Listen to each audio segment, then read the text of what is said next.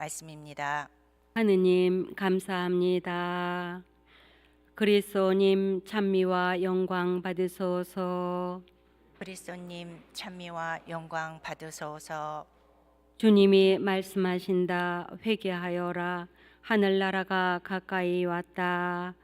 그리스도님 찬미와 영광 받으소서. 주님께서 여러분과 함께 또한 사제의 영과 함께 루카가 전한 거룩한 복음입니다. 주님 영광 받으소서.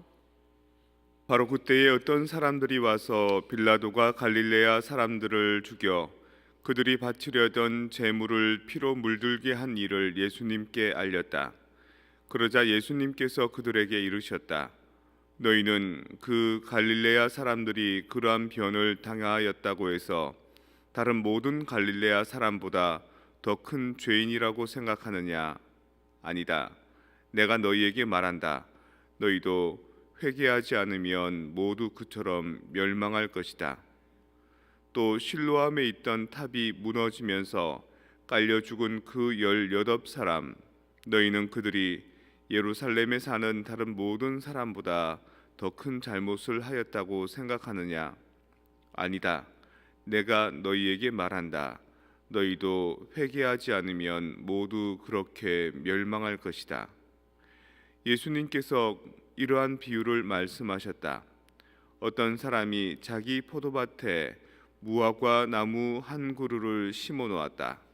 그리고 나중에 가서 그 나무에 열매가 달렸나 하고 찾아보았지만 하나도 찾지 못하였다.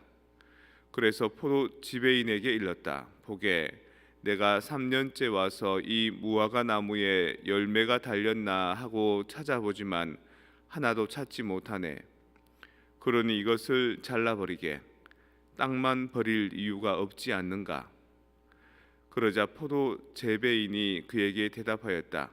주인님, 이 나무를 올해만 그냥 두시지요. 그동안에 제가 그 둘레를 파서 거름을 주겠습니다.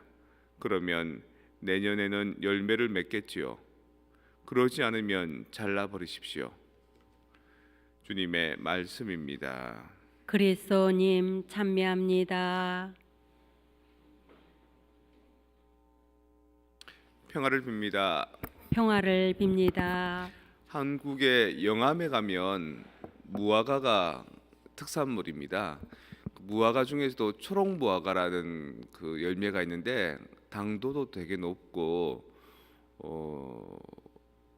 무화과가 원래 비가 많이 오거나 수분이 많으면 막 이렇게 흐물어지거든요. 흐물어지지도 않고 그런 아주 특별한 무화과가 있습니다. 그런데 그런 무화과보다 훨씬 더 맛있는 무화과를 발견했습니다. 우리 수도원 뒷마당에 있는 무화과 너무 맛있고 처음에 요거만한 이제 꽃도 아니고 열매도 아닌 게 이렇게 생기거든요. 그러면 매일 가서 봅니다. 매일 가서 보면은 그다음 요만큼 자라고 요만큼 자라고 그래서 먹을 수 있겠나 싶어서 살짝 따서 먹어보면 아직 이제 뭐 맛은 안 나고 근데 그거를 너무 자주 가서 하다 보면 기대했던 것만큼 빨리 안 크니까 이제 나무가 막 싫어집니다. 나무가 싫어지고 그 조장이라는 한자 성어가 있는데 그 이렇게 씨를 뿌려놓은 농부가 빨리빨리 곡식이 자라기를 바라는 마음에서 아침 일찍 가서 잡아당기는 겁니다. 이렇게 빨리 자라라고.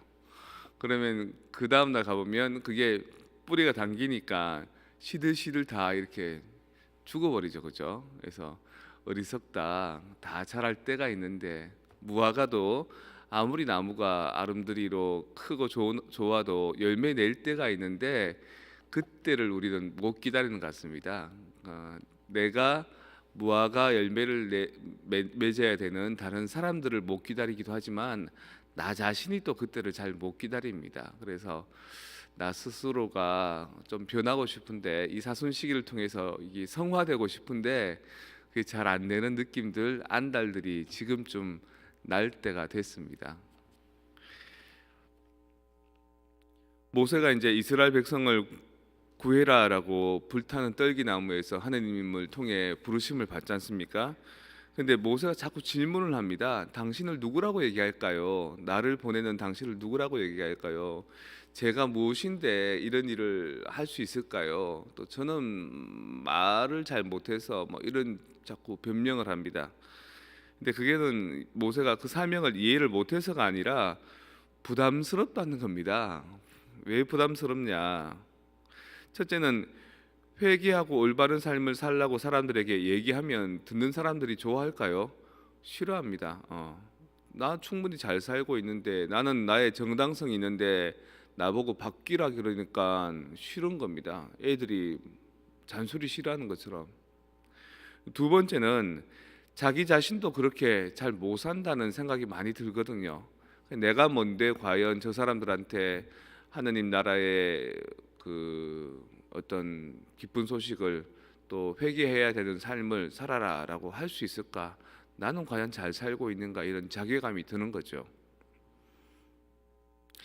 근데 공부를 이렇게 해보면요, 공부 그 학문에 대한 완성을 이룰 때가 언제냐면 열심히 공부만 수동적으로 하는 게 아니라 다른 사람을 한번 가르쳐 보면 완성이 된다 그럽니다.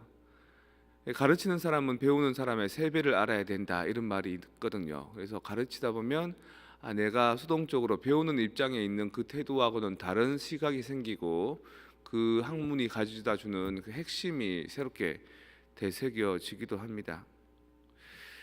삶에 대해서도요, 신앙에 대해서도 내가 열심히 따라야 되겠다, 살아야 되겠다, 이런 수동적인 태도보다도 그 누군가에게 이렇게 복음을 전파하고 그 누군가에게 회개의 삶을 살아야 되는 입장에 서 있다 보면 조금 또 다가오는 게 다릅니다.